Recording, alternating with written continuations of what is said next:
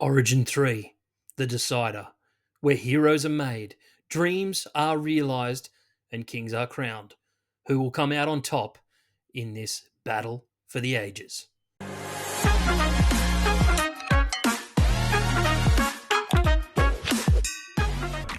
What's happening, guys? It's Bergs here from the Casual Athlete, back to hit you again with the third team list reaction of this Origin period. And we've got Origin 3, the decider, up in Suncorp. And as a result of that, I've brought in the big guns for this video. Longy, mate, how you going?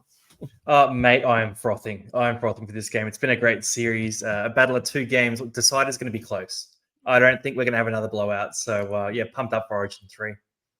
Yeah, definitely. How have you seen the series so far? And, what's your expectations for this game? From the outset, we haven't looked at the teams yet, but, do you think the Blues can get the first win in a decider since 2005 up at Suncorp? Yeah, I mean, look, game one was a bit of a write-off. So Suaalii went off 8 minutes in. You were the Blues there. Yeah. 12 men. They were brave. I really liked them. I felt like the Blues got Origin in that game. And then in game two, I didn't feel like Queensland really got Origin. So, I think it's interesting one to look at because game three, it's in Suncorp. I don't think that matters that much. So obviously it's an advantage for Queensland, but I really just think that one of these teams is going to come out and want it more, and they'll get it done. The other thing is no Latrell, so we'll talk about that in a bit, but I do think that's a hit to the Blues, saying that Bradman Best, great form for fantasy and real life, so he's a good replacement. Yeah, definitely. Bit of a topsy-turvy series. I think two big blowout games as well, and hopefully we get that nice, close, really tense theatre. Origin theatre is what we all love and know. Let's take a look at the team list, though, here. Before we do, guys, just a reminder to like and subscribe to our channel. I put in so much effort to our videos each and every week. He does fantasy, I do the tipping. So hit that subscribe button and hit the notification bell so that you don't miss out on any of our latest content, just like this. I think moving into the finals, we're going to be mixing it up a little bit as well, going into a bit more tandem videos together. I think that's something that all the people would love to see, don't you think, Longy? Oh, mate, they've been begging for it. We've got a few series coming out soon as well. So, yeah, look, fantasy sort of fades away over the next couple of months of footy. So, I just become a regular NRL fan. And, we'll do some interesting videos. Keep an eye out for the rankings videos because we'll do some rankings at the end of the year as well. Maybe a video as well about the new addition to the competition, the Perth Bears as well. I think Longy might be going head-to-head in a draft team for that as well. So we're very excited for that and excited for the 18th team to join the competition. Right? Let's build it. We're going to build a roster in the ring. Exactly. We're going to be the coaches and we're going to decide who's coming in. First of all, I'd like to go to the bench because there's been a couple of changes for both teams. I know Harry Grant in this one under a little bit of injury cloud, and that's why Reed Marnie has been added to the 20 there, as we can see. But for the 14 to 17, Ponga makes it into the team after one game back in an 8-game stretch. What does he bring to this Origin decider that haven't been seen for Queensland in the last couple of games? Yeah, I mean, look, I'd be doing it wrong if I didn't mention the fantasy implications before we go into it. So people who bought Ponga, he doesn't play this week in round 19. It means that Sharp gets another game. So great news for my fantasy side. But in terms of Origin, I'm looking at him and I'm thinking, you know what? That's a guy that you don't want to be playing against. And if they pick up an early injury and Ponga comes on, I would rather they didn't, right? I'm looking at him thinking, I hope he stays off for as long as possible. He'll probably come on for about 20, 30 minutes in the middle. He's played that role before and been super dynamic. And against tiring forwards, look, there's no better player in the league in that role than Kalyn Ponga. So, yeah, look, I'm concerned. I'm concerned as a Blues fan about that one.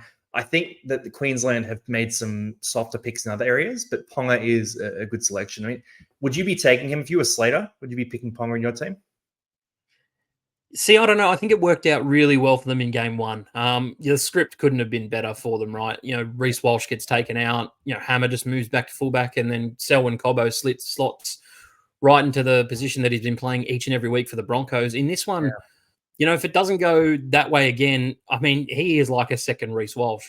People probably say that he was Reece Walsh before Reece Walsh. He has that really great acceleration between the 10 to 20 meter mark, and off the line he is so hard to get a hold of. And if he comes on with Reece Walsh, there's going to be nightmares towards the end of the half, towards the end of the game is definitely where I'd be looking to implement him, especially in an Origin game that has just been end to end so much this year. And with the 6 again calls, a lot of the game is getting a lot quicker. And Ashley Klein tends to put the whistle in his pocket a lot more these days.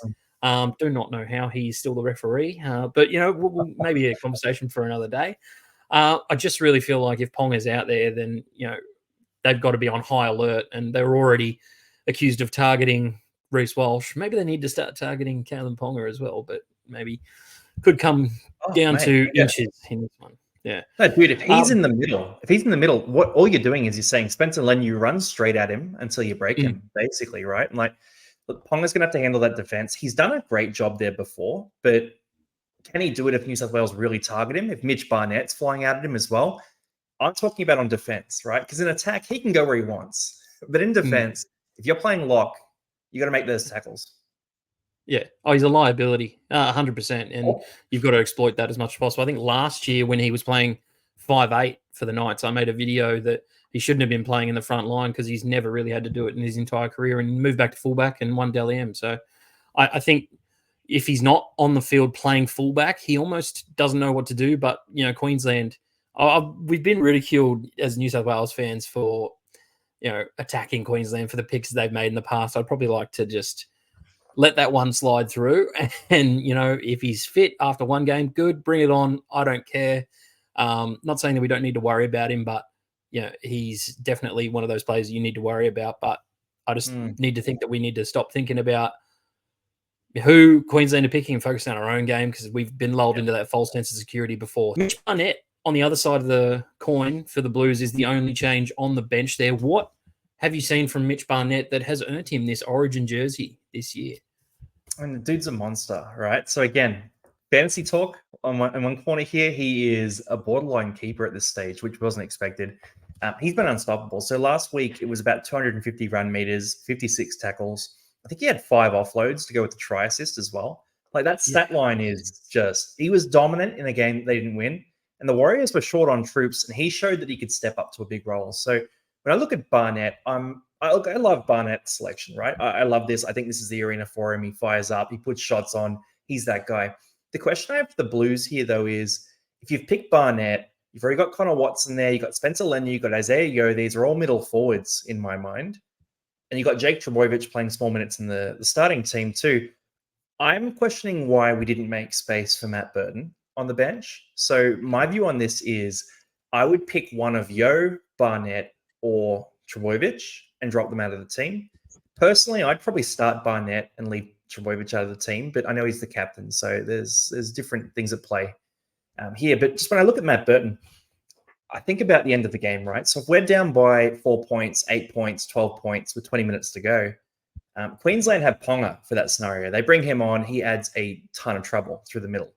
We don't really have that player on our bench. And Matt Burton and those spiraling bombs, that is exactly what I want on the field. Just put those up every single set, give ourselves a shot at some good field position. The other part of it is he covers the 6 jersey really well. He covers the 7 jersey better than anyone we have in the roster, because Connor Watson, I love him. Great ball runner. He's not a 7. And then the center spot too, right? We don't really have center cover in this Blues side. So I just think we've left ourselves really vulnerable not picking Burton. And Barnett coming in, I'm all for, but it should have meant one of these other middle forwards jumped out of the team. Yeah, I think with Matty Burton, he'd probably be sitting there wondering, what the bloody hell do I have to do to get into this team at this point in time? Back-to-back Golden Point wins. He hit the post with both of his field goals as well. Watching the Dogs each and every week now has become like, like that Christmas present that you're waiting to get. You're waiting to see what they can produce each and every week. I just think with Matt, because he was 18th man in game 1, he was in and around the squad. I think Maguire saw him more as a 6 than a center, because that's why he hasn't been picked in the centers for this game, because surely you'd just pick him in the centers if he was, fit, ready. He's also turning into a clutch player, which is something that I haven't necessarily associated with Matt Burton in the past. And again, those bombs can be absolutely terrorizing. And we know that Luai doesn't exactly have the greatest kicking game. I know we have Moses, but even on top of Moses, Burton's kicking game adds just an extra dynamic. He hits the ball so sweetly and can really cause trouble for any team, let alone, Reece Walsh at the back, who can make a few mistakes. I might just cut in on that too, because look, Burton, 100% those bombs, he can cover center. I would take Bradman Best over Burton very comfortably myself. I think Latrell in that spot, there's nothing Latrell did in game 2 that Best can't do. And Best, he came back on the weekend just so dominant, so explosive, great ball runner. The advantage we have with Mitch Moses is that Moses feeds those early ball runners early ball. Sorry, those ball runners early ball. So I think with Bradman Best, he's a guy to take advantage of that. Whereas Matt Burton's a bit more finessey. He relies on, when he's playing center, he gets fed into the holes a bit more, runs great lines, but he isn't an early ball guy like Bradman Best is. So they're really different attacking centers. And I think Best is the better player for what we're doing in New South Wales in terms of our spine. The thing I am concerned about, though, is, sorry, I'm going to throw it to you, right? No, that's it. So if we get into a situation where it's the end of the game and we need a field goal, Mitch Moses is all right. He's pretty good at that. He's not, I'm Para fan, right? So I've seen him win us games and I've seen him not win us games. But he's all right there. Zach Lomax is a guy who can step into that role. Luai isn't that guy. Reece Robson isn't that guy. Dylan Edwards isn't that guy, right? And that's not a diss on them. They just don't do that. So I'm a bit worried about our flexibility in that scenario. And I think we get absolutely outmatched by Daly Tree Evans in particular, but also Reece Walsh, Kalen Ponga. Is Valentine Holmes in the team? I'm just forgetting. I'm blanking now. But so him as well. He's a sniper. So I look at that and I think we could use Matt Burton in that scenario. And if it gets down to field goals, we're not the favourites to win from there. I think the guy that you may have left out there as well is Stephen Crichton. Stephen Crichton's also kicked field goals in the past. Very skillful player. Come up with really clutch moments in grand finals too. And I know, take back to last year's grand final. He was probably, alongside Cleary, the guy dragging Penrith into winning that game. I just think Matt Burton, you're right, does add another point of difference that we could use. He's a bit of a Swiss Army knife at this point in his career, and to see him just sit on the bench as 18th man again, it's a little bit sad for Blues fans and probably Doggies fans as well, because they're in love with him at the moment. I've seen so much content about how Doggies fans love Matt Burton, and I would too if he was playing for my team each and every week. He's a great young player and really developing his skills and going quite well. And no doubt will be in the team in the future. But I do agree with you in saying that he probably should have made the 17. But who drops out after that game 2 great performance? Who drops out? I know Olakau'atu's dropped out, but would you have just made a quick change straight Olakau'atu for Matt Burton? Is that what you have gone? I like Barnett. In at Suncorp.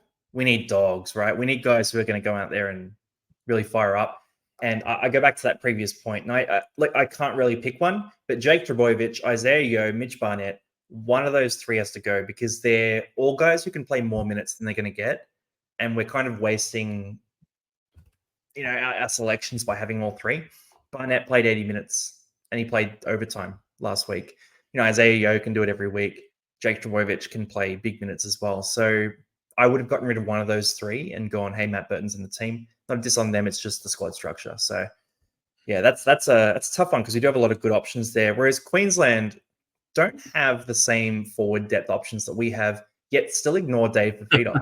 I find that just boggling, right? And I know it's talked about ad nauseum, but again, scenario-based interchanges, right? I'm looking at this team and thinking, if they're down early and they want to sort of catch up, or they need points quickly, I'm looking at this team and look, Nanai is that offensive player, right? And Harry Grant, Ben Hunt, they're great hookers. But having a guy like Dave Fifita on the bench, even if you don't give him the minutes, just having that option, I can't see why anyone, if I was picking a whole league, a whole of the world team, I would have Dave Fifita in it on the bench, let alone just for Queensland.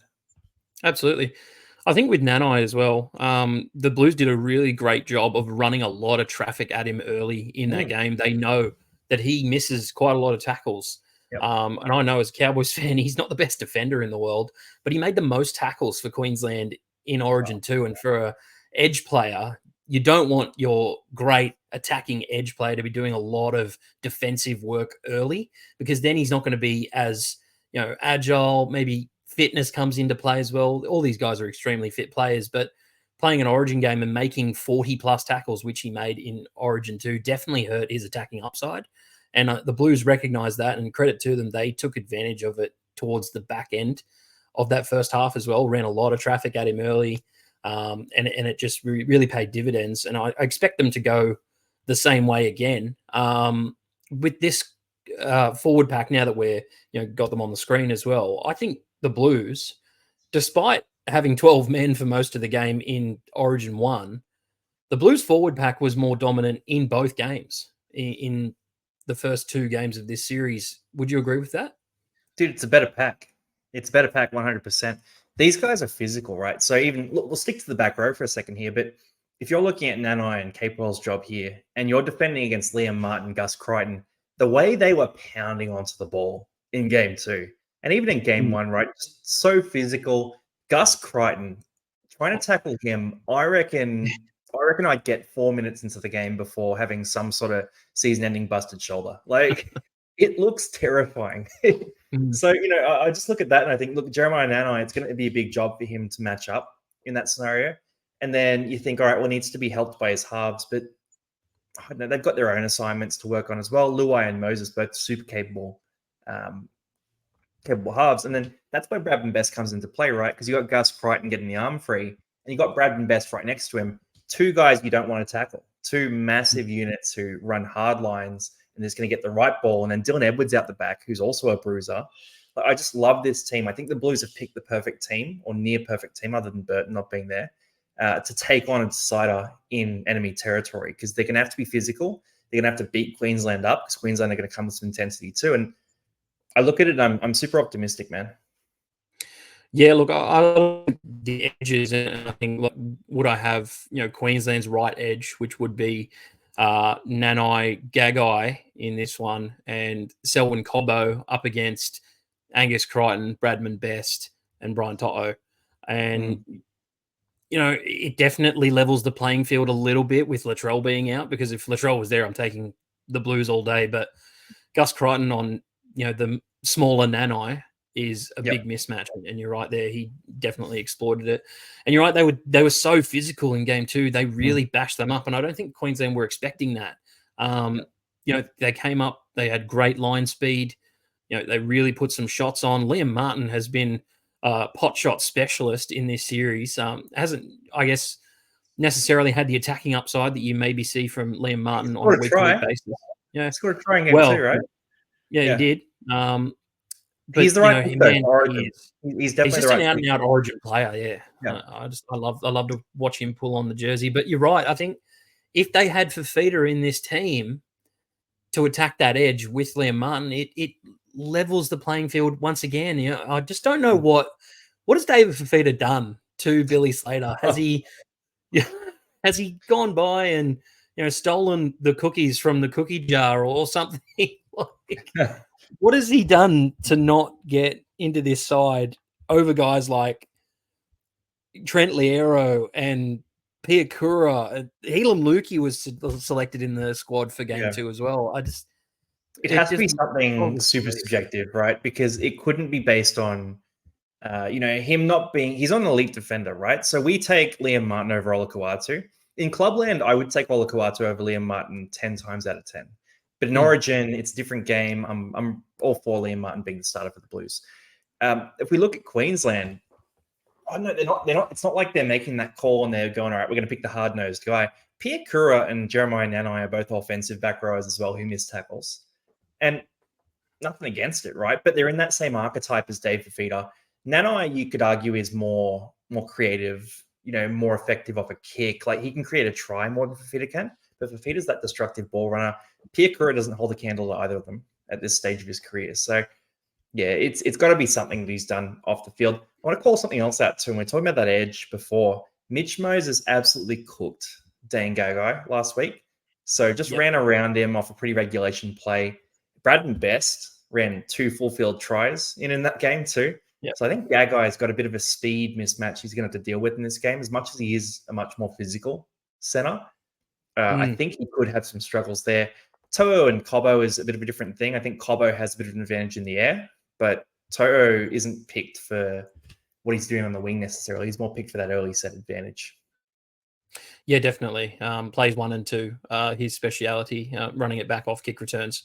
as well as Dylan Edwards. We did really well in terms of getting our sets off to a really nice start, got a really quick play the ball, and that's where Cam Murray comes into play as well. Got the quickest play the ball in the comp, I would suggest as well. Just really gets Reece Robson out of dummy half and exploiting the markers, and that's what you want in an Origin game. I think as well with Bradman Best going against Gagai this week, in this Origin game, are we going to see the club mates punch on? I mean, look, I saw an interview where Bradman Best was talking about wanting to punch more on the heads, and how he's wanted that for decades now. So, look, I would love it if he did, mate. Like, I'd change our YouTube banner to some picture of Bradman Best if he was punching on with Dane Gagai. So, yeah, probably not is the tip, but I don't know. I might hop into TBC and make that prediction actually as my bold prediction of his Origin. We'll see. You really Rob as well. Rob would love that. 2 Knights teammates going at each other. That'd be great. I'm looking forward to that matchup a lot as well. I suppose we could just say a little bit with Jake Trbojevic here. His impact in this series hasn't exactly been ideal for him, more likely than not. Why do you think he keeps getting picked? Why do you think he's playing the type of minutes that he is at this point in time?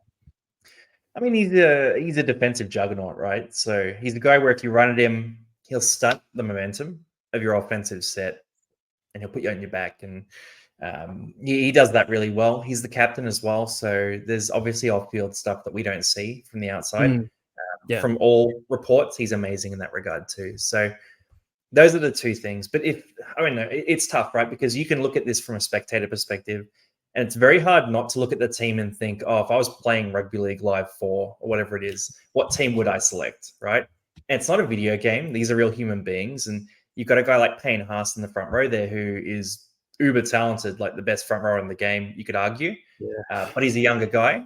He's still cutting his teeth in Origin.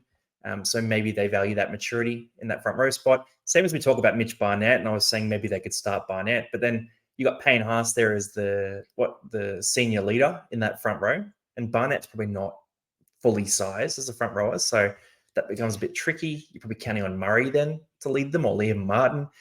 So I think there's obviously a bit in the leadership perspective, not the field.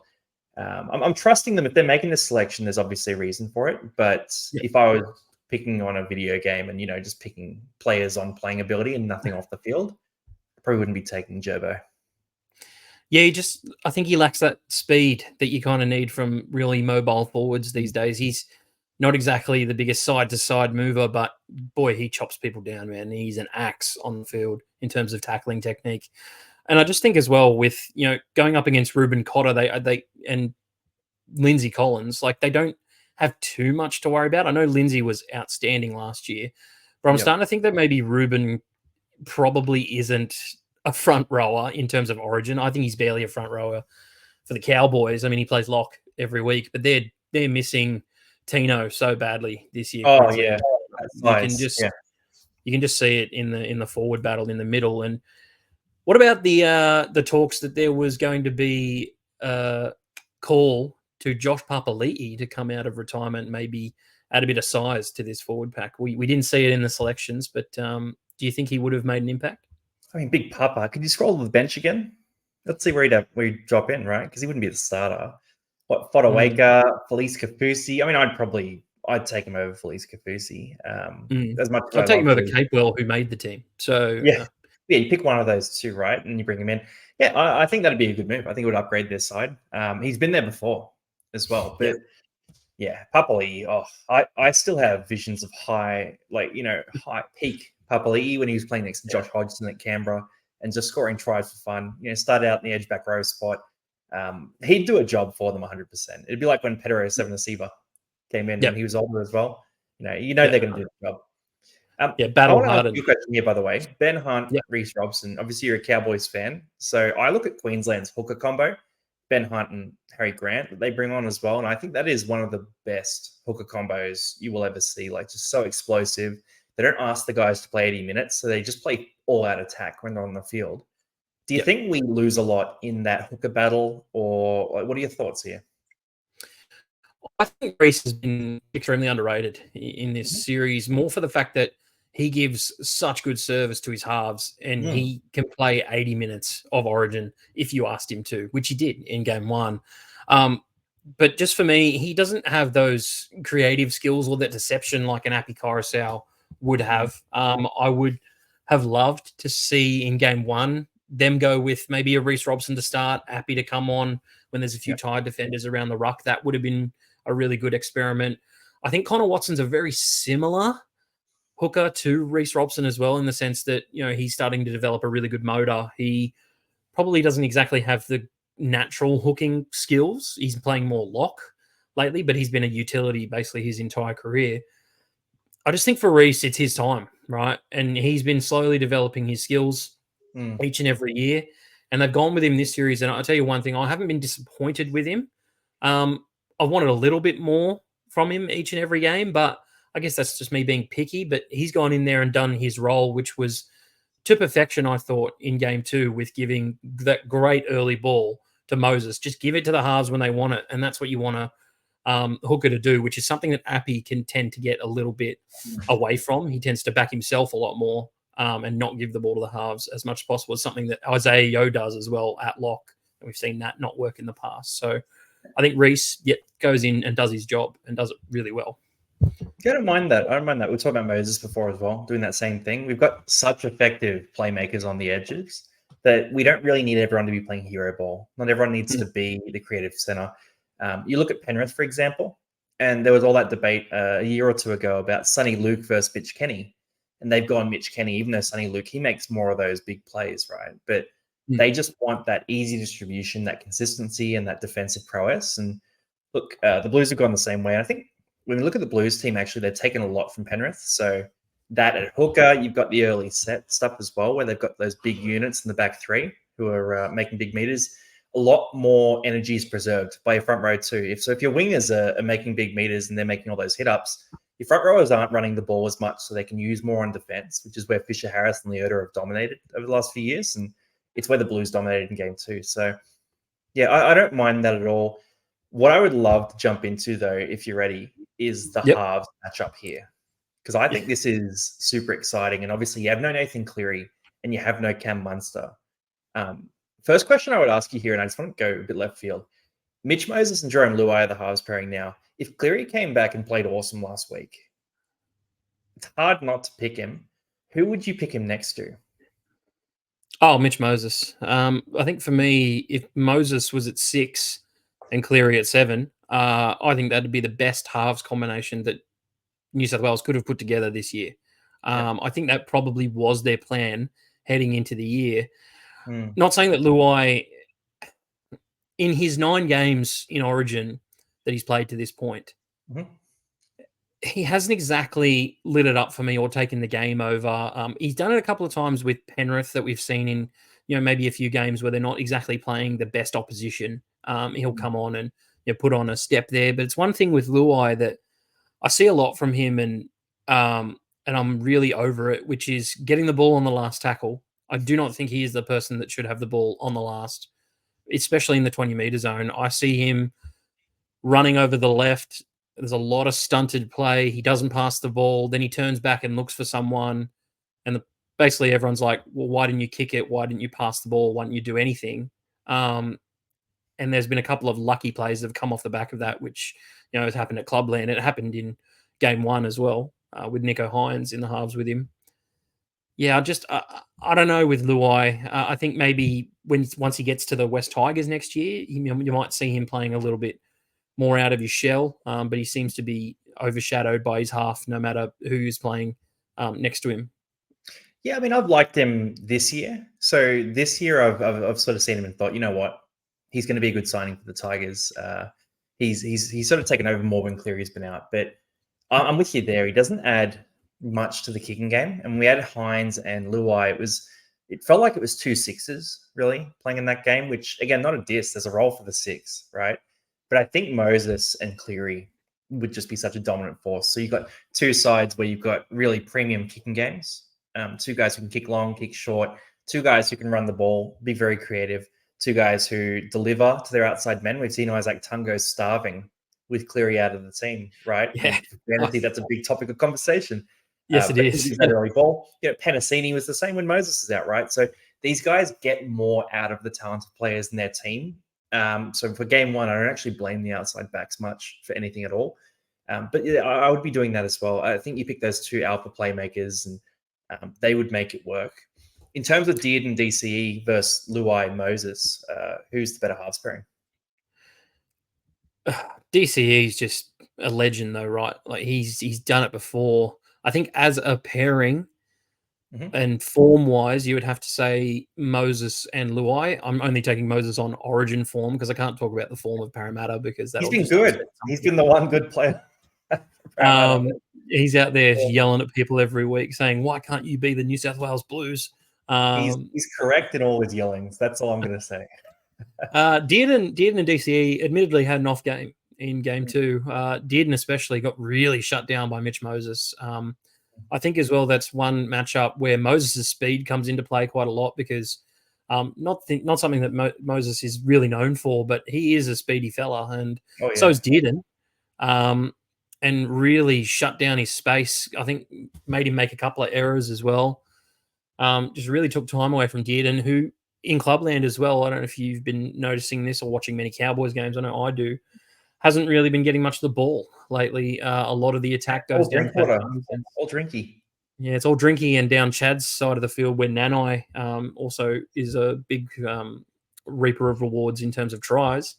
But yeah, that left side for the Cowboys is really struggling at the moment. You know, the Val Holmes, Taulagi, there's something off with Val Holmes this year as well. He's also playing on the wing in this game. But I just think that for Dearden, he's really just got to get back to basics, really focus on shutting down those plays that come his way, really shutting down Liam Martin. I mean, he let Liam Martin through for that try as well in game two. So he's really just got to, get together with Capewell because Capewell is going to be the guy next to him in this one.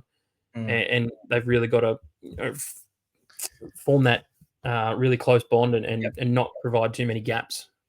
It's hard for him though, man. Like, because I don't put a lot of blame on him. So he was trying to make plays in that game.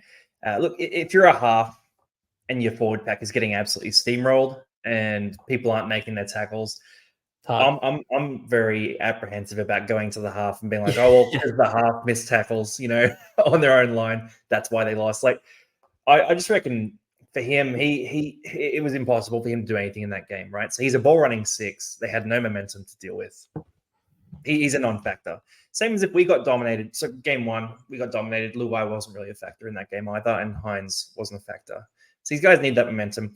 I do think DCE versus Moses is really cool though. So DCE is clutch central, right? And he is number one for clutch. And Munster, who unfortunately isn't there, is also in that category. Moses hasn't had the transcendent levels of clutch that DCE has, but I think game to game, he's a better player than DCE is. So it's a really interesting game for his career and his legacy, because if Mitch can come out and have another big game, he's a big shot at winning, player of the series. And he's a big shot at really cementing himself on this Blues side and leveling himself up from great club player to something a bit more. Yeah, you got to say that these two were back-to-back men of the matches as well. DCE game one, Mitch Moses game two. So it's been dominated by both halves in both matchups. I'm not sure I see that happening again in what I expect to be a tight game in this one. I know both games have been blowouts in this series, and it's probably going to come down to one or two plays. And in that sense, you'd probably have to give the nod to DCE if it's going to come down to one or two plays and making the right decision at the right time. DCE has such a long history of doing that, and Moses, relatively new to the Origin arena, but really broke out in game two. But he can't rest on his laurels and think that, wow, that was a great game, it's the best game ever. There's still a job to be done, And I think with DCE, he's probably got this year, maybe another year as Origin halfback. He'll probably want to go out with a win at some point and probably won't let it die wondering. For the back five, I know it's probably the first thing you probably thought we would look at, but we're going to look at it in the end. One thing I wanted to go to was this matchup here. Val Holmes versus Zach Lomax. Now that Val has been moved to the wing, he's pretty good on kick returns, takes those really hard runs, but I worry in the sense that not the best aerial specialist in the world. And he's a lot shorter than Zach Lomax, and we've already seen Zach Lomax score 2 really good tries off kicks in games 1 and 2. Do you expect him to dominate him in the air again? I mean, there's not a winger that Queensland could pick that wouldn't be used and abused by Zach Lomax. All right, so I don't really care who they've got in that jersey. You could put anyone in there. He's going to get it done. Lomax is just unstoppable under those high balls, and he's so creative in the way he attacks them. The way he took that ball in the hands, like there's nothing chest about it, right? So your AFL stuff, yeah, mate, it was crazy, right? And the tough thing for Val Holmes is you can win every time, but the one time you don't win, that's when he scores. So, he's going to get tested over and over and over again. I think Lomax is going to get a few of these off. I think we'll get a few repeat sets of these sorts of plays as well.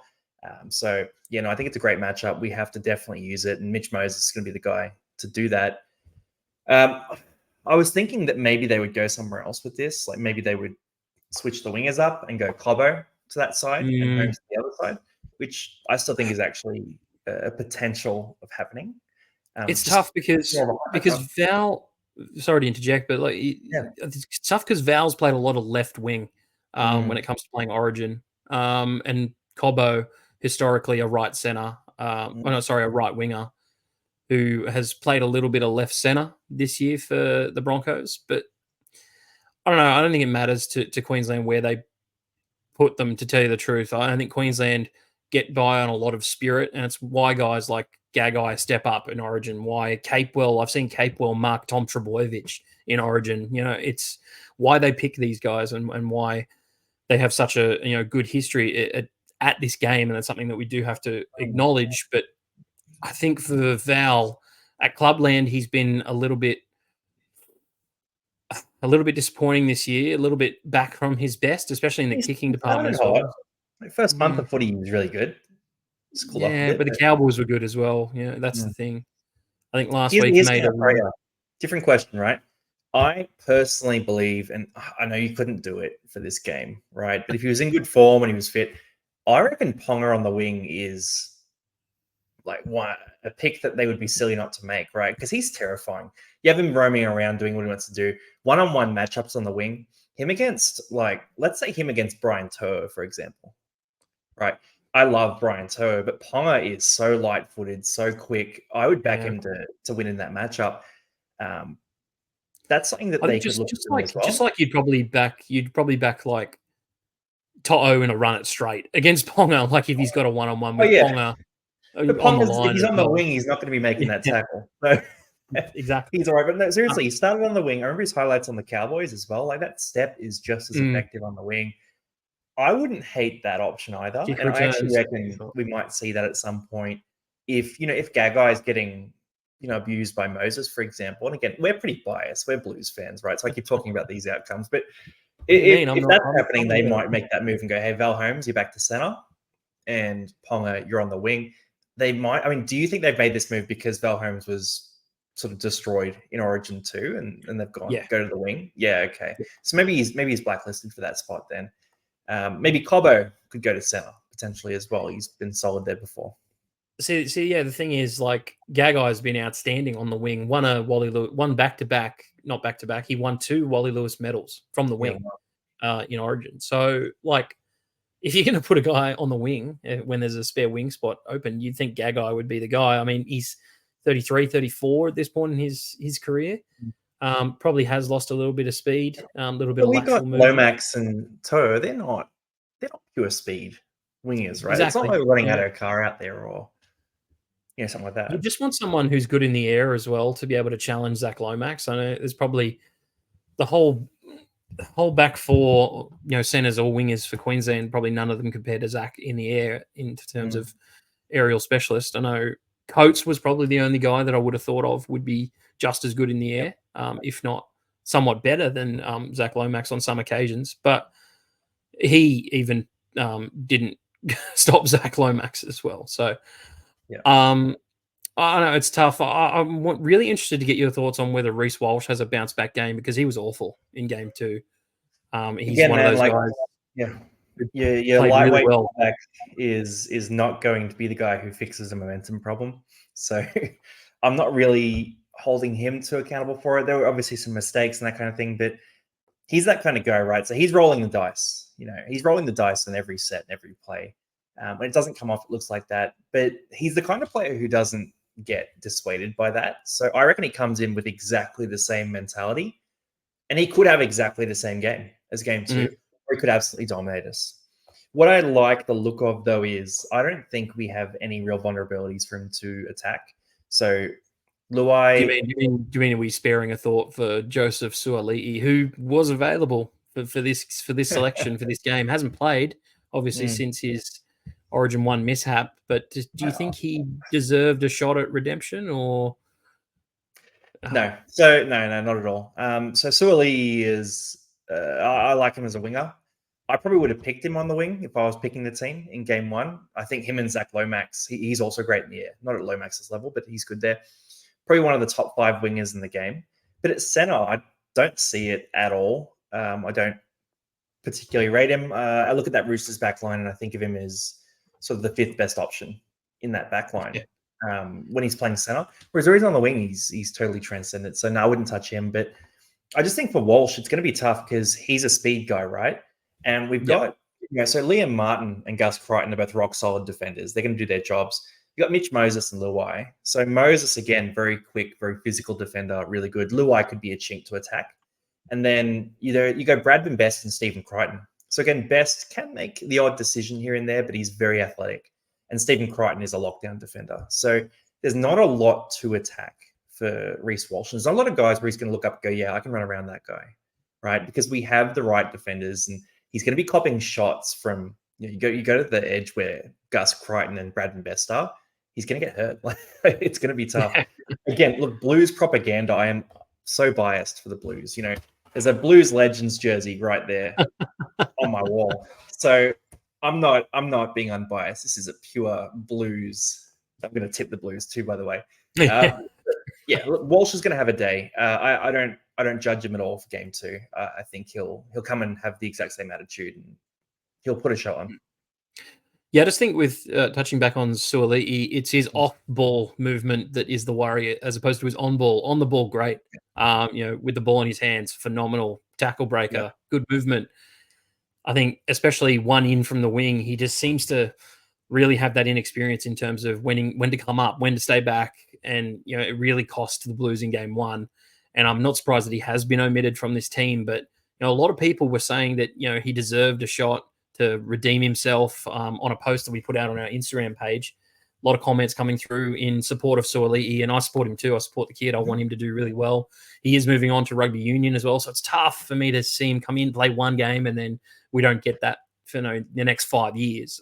If he was to play well, it'd really burden me, to tell you the truth. I'd be like, why are you going to rugby union? But anyway. Aside from all this, we've gone through all the teams the team list at this point in time. Dan, I want to get from you, what is your prediction for this game? Like, who is going to win? Who do you think is going to be the difference maker, the man of the match, and who is grabbing the infamous Wally Lewis medal at the end of the year, or the player of the series? Yeah, so I look at this and breaking it down with you today. I think, by the way, guys, let us know if you want more of this sort of content. We can do more of this, especially with the finals. I actually think we should do more of this with the finals. This has been fun, Berks. You take it down. Yeah. looking through the team, my view is that we are just so much more physical than Queensland. We are so much more athletically gifted than Queensland.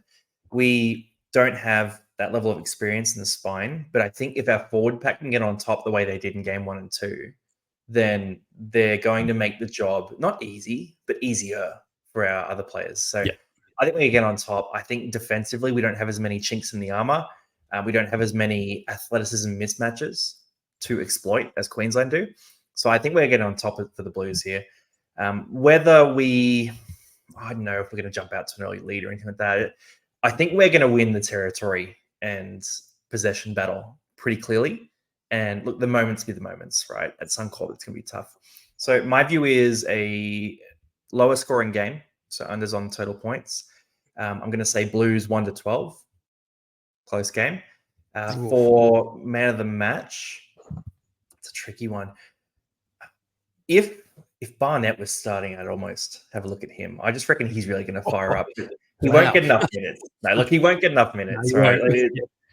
if they didn't have Yo and they had Burton there, maybe then I'd be like, oh, maybe he gets 40 minutes in the front row. Probably not going to happen.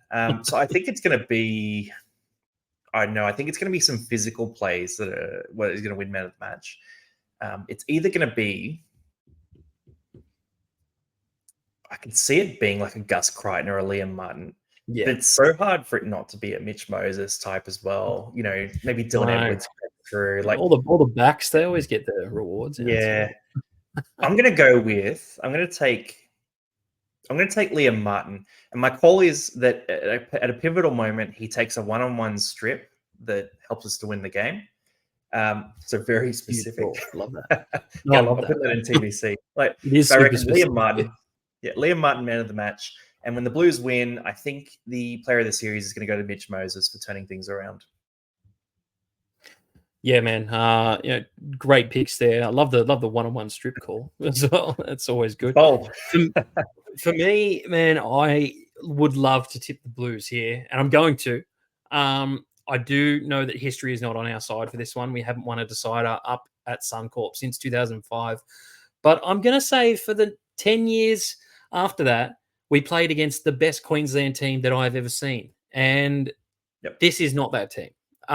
This team has a couple of little holes that we can definitely exploit. I'm going to go with Dylan Edwards as my man of the match. And I think Zach Lomax takes home man of the series. He has been phenomenal in games 1, 2, and I expect the same for game 3.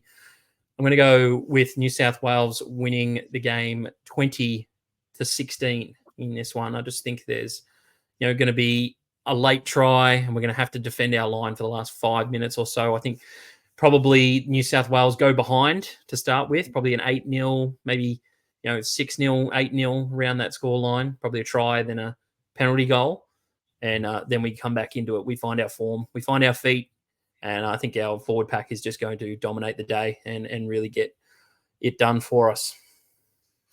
Mate, I love that physical game. It's going to be good. Look, I will put a caveat in here. So if you're a Queensland fan, don't be too mad. Look, we're Blues tragics, right? I would say if we were Queenslanders, we'd tip Queensland. So don't take that. No doubt we'll get hammered. We'll get hammered in the comments anyway from Queensland fans. Queensland fans, let us know down in the comments if you think we are wrong or if we are right about your team, whether we've misplaced our Queensland spirit, whether we don't get Origin or whether we'll see who gets Origin on Wednesday. That's all I'll say. Exactly. Well, anyway, guys, that is our team list reaction video and predictions for Origin 3. Just a reminder to like and subscribe to the channel. We bring out so much content each and every week. Longy is the fantasy guy. I do the tipping, and we are getting together to do some more videos towards the end of the season. And we'll catch you on the next one, right, Longy? Looking forward to it, guys. See you there.